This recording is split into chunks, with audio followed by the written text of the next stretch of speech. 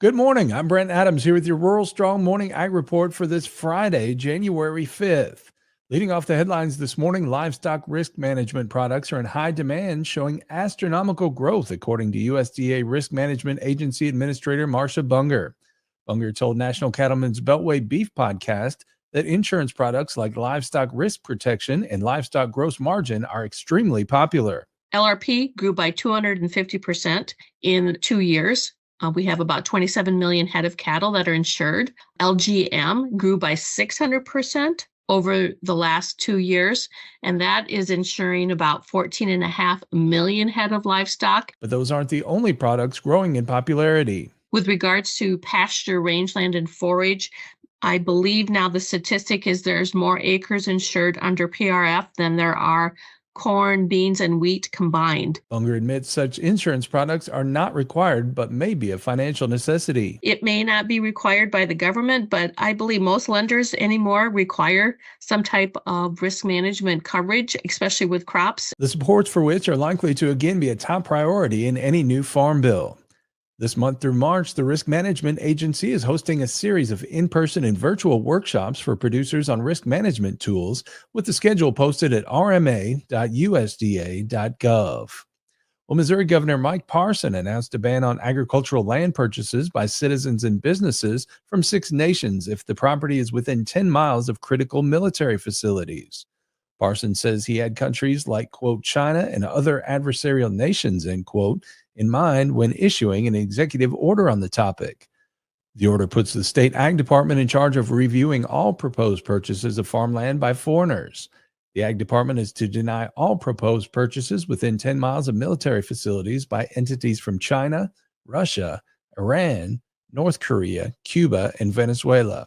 Missouri is the latest state to restrict foreign ownership of U.S. farmland amid rising international tensions. Arkansas recently ordered Syngenta, owned by ChemChina, to sell a 160-acre research farm. Foreign investors own 43.4 million acres, or 3.4% of privately held agricultural land, which includes 474,000 acres in Missouri. The executive order doesn't affect existing farmland ownership.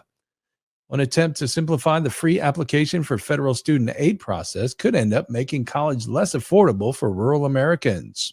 Dustin Scher, Director of Government Affairs for the American Farm Bureau Federation, says an important change to the FAFSA program came in an omnibus bill passed at the end of 2023. It included a smaller bill called the FAFSA Simplification Act. The goal of the bill was to shorten the actual FAFSA form. Previously, there was an exemption in place for families who owned farms or small businesses so that there was no asset test when those kids were applying for financial aid. But that changed with the FAFSA Simplification Act. They got rid of the exemption. Families with an adjusted gross income over $60,000 will be subject to the asset test.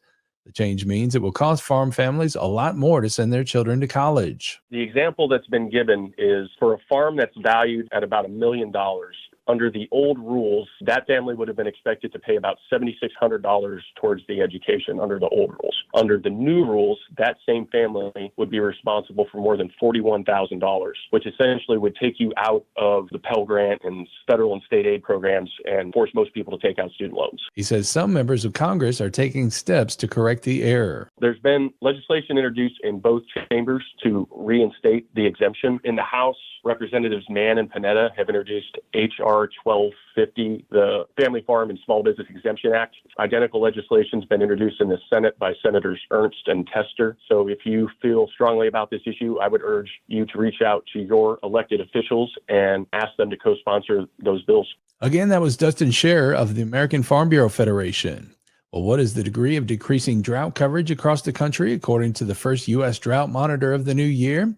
Here with the details is USDA Radio's Rod Bain. Drought coverage continues to decrease on the net, per the latest U.S. Drought Monitor for the period ending January 2nd. USDA meteorologist Brad Rippey. When we started the month of December, we had 36% of the lower 48 states experiencing drought. That number has dropped modestly to 33% by the time we reach the first map of the 2024 year. Within the 2 highest drought categories, extreme, and exceptional. We saw a drop from 8 to 6% during that same 5-week period between November 28th and January 2nd. We also saw approximately a halving of the D4 category, exceptional drought, from just over 2% to just over 1%. Rippey says although the change overall in drought coverage shows improvement, there are still some areas of the nation recording deteriorating drought conditions. I'm Ron Bain reporting for the U.S. Department of Agriculture in Washington, D.C. And finally, this morning, U.S. soybean growers could see lower exports and higher domestic use in 2024.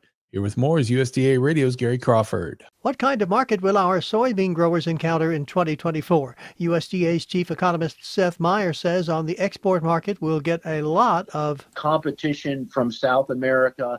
That, plus an overall decline in U.S. supplies of beans, will take a toll on exports. USDA projecting soybean shipments falling by about 12% this year. However, one of the offsetting factors in the U.S. market has been we've had a pretty resilient and robust domestic crush.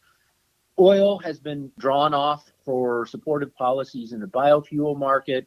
And so here we are actually looking about tightening U.S. soybean stocks. So by the end of the 2024 marketing year, those stocks will be down by about 8.5%. Not enough of a downturn to send prices up, but at least to break their fall. USDA forecasting average soybean prices $12.90 a bushel, down $1.30 from this past year, a drop of about 9%.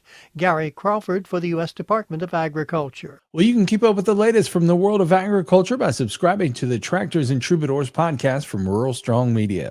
Each week, I bring you agriculture industry newsmakers, hot-button industry issues, educational features, and the best in traditional country music. The Tractors and Troubadours podcast can be found at ruralstrongmedia.com or wherever you get your podcasts. Episode 113 is out today, and it features a discussion with U.S. Meat Export Federation Chairman Randy Spronk about the job of marketing U.S. red meat abroad in 2024.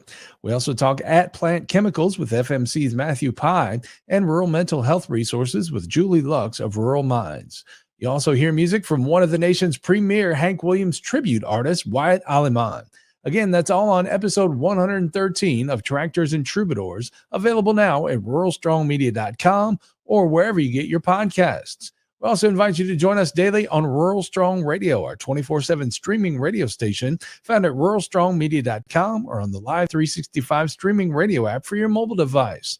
Each day, we bring you our award-winning agriculture programming, as well as the best in traditional country music, mixed in with a little bluegrass, western swing, southern rock, and inspirational music.